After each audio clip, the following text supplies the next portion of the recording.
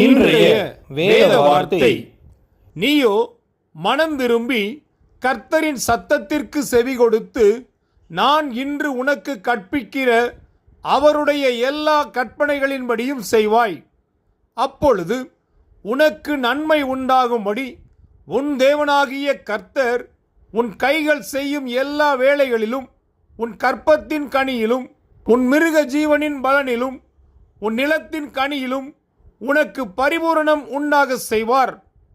உபாகமம் 30 அதிகாரம் 8-9 வசனங்கள்.